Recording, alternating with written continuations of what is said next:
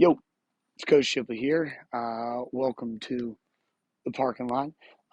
For a few coaches that don't necessarily have too much experience or even kids who are trying to get teammates into it, I'd like to share how I do day one pole vaulting, and then you can kind of bring your kids through this and then get on to all the special stuff. But I started off pretty simple with what I call pole rollovers. So I will get the pole standing up straight here, reach up as high as I can, bring it down to the shoulder.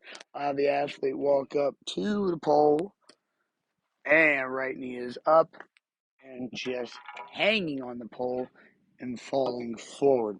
So to show once again from the other side, right hand is up straight up above your head. I step right behind it and moving that pole on forward. So after this, we can kind of get into how to jump up into it now rather than just hanging on. But I just want to emphasize that little bit to it. We don't necessarily want the kids to get used to pulling on the pole. You want to get a nice hang. So going two hand grips up from where I once was. Now we have to jump up and over and control my body. You often see kids, in order to reach as high as they get turned crooked.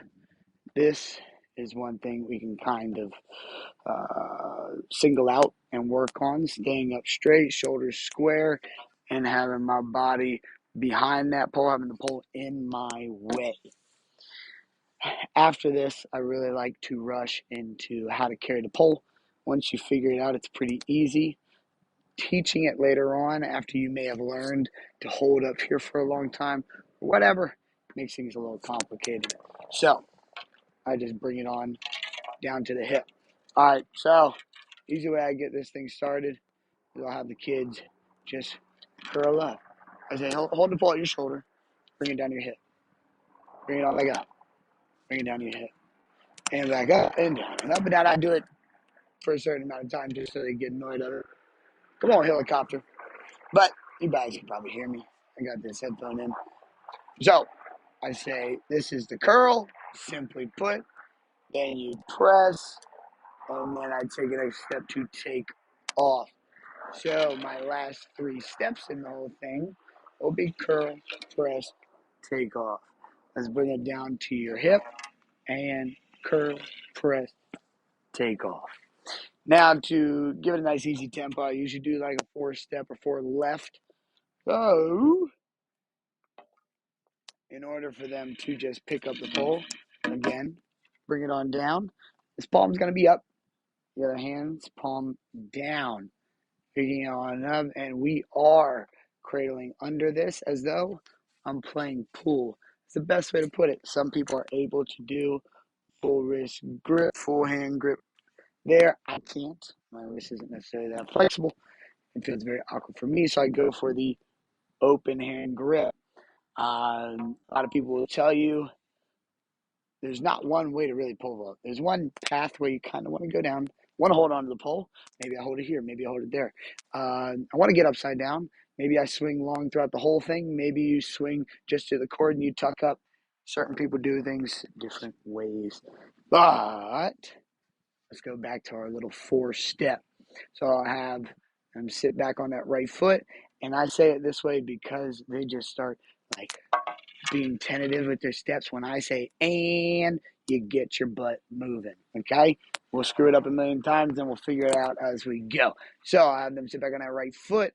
And 1, 2, curl, press, take off. So at least with this, we are emphasizing a little bit of pole drop here.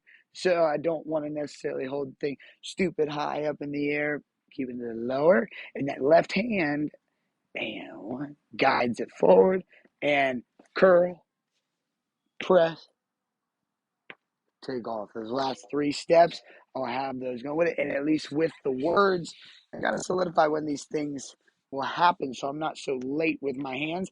And if you are a little bit late, the way that I like to say that, curl, press, and then take off, you are Gonna be a little early anyways. Bada bing, bada boom. And then I get the kids to do that with a little rollover. So just for the sake of screen here, you know what?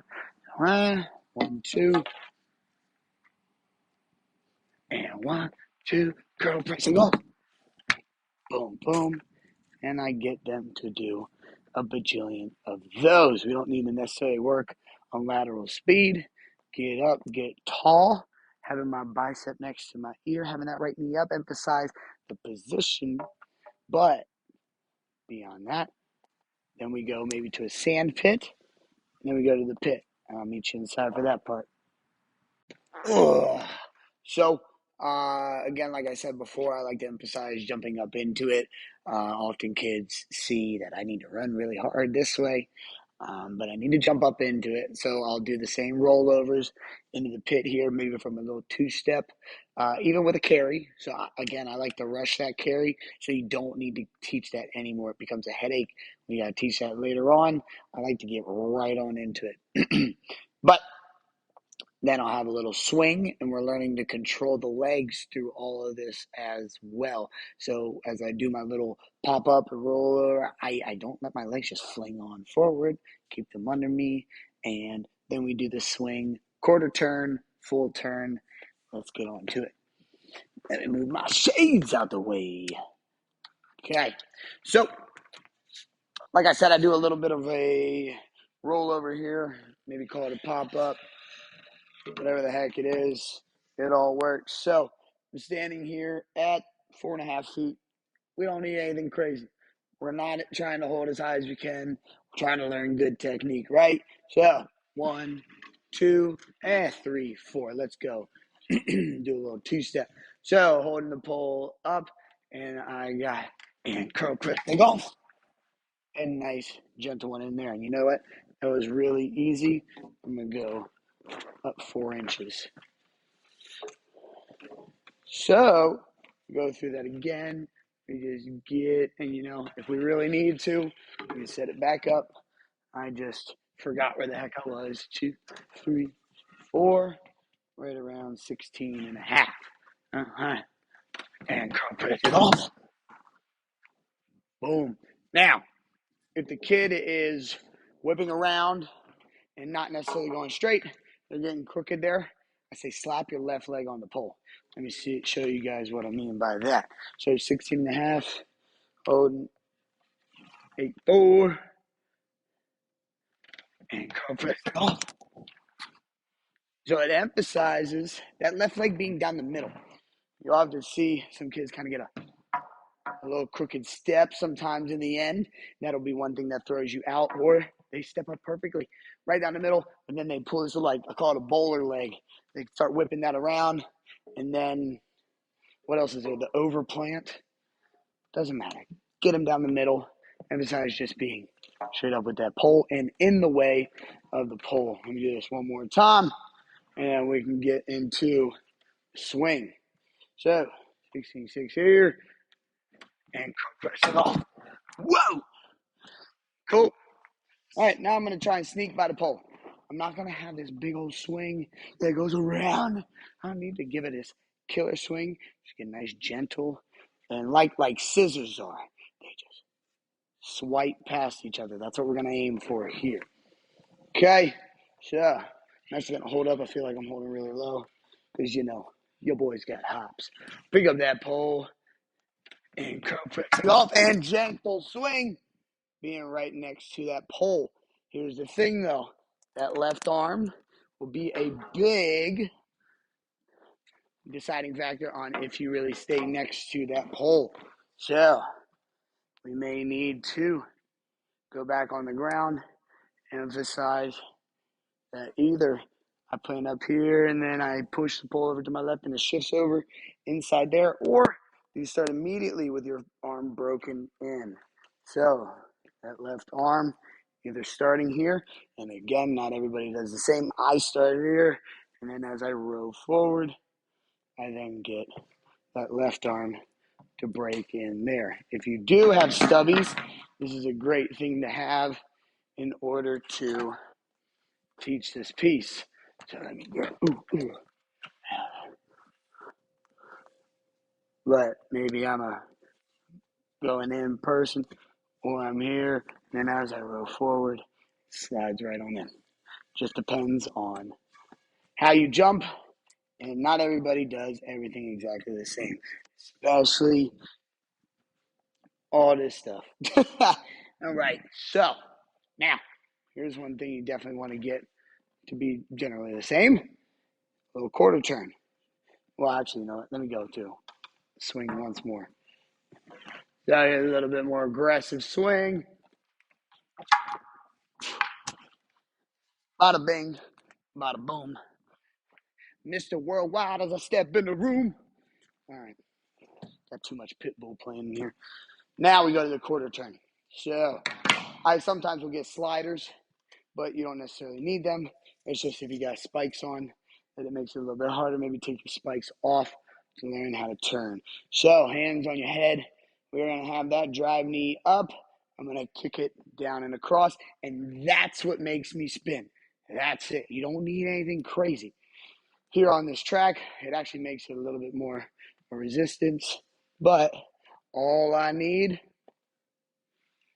do not need my hands at all. It's just like how a gymnast has that little itty bitty turn to them, or what's it, the divers that throw them back around. Either way, you don't need these huge movements in order to create a spin. You turn yourself upper body to that pole, and then you kick your right over your left. And some people like to think about making a T. Okay, so now I'm going to do a quarter turn. I'm going to land facing this wall. Now, when it comes to the first days, I don't normally get a person going this far just because I have 20-some kids that will want to come out and pole vault. So that's normally the problem, the issue there. But I have had a few get this far. I've had a few get to their stomach even. But this is my next step, is getting now. And kick on over. And then I am facing the wall to my left. For a righty, you turn to the left. For a lefty, we turn to the right. Jafil. So, after a bunch of those, and even holding a little bit higher, we get. Oh!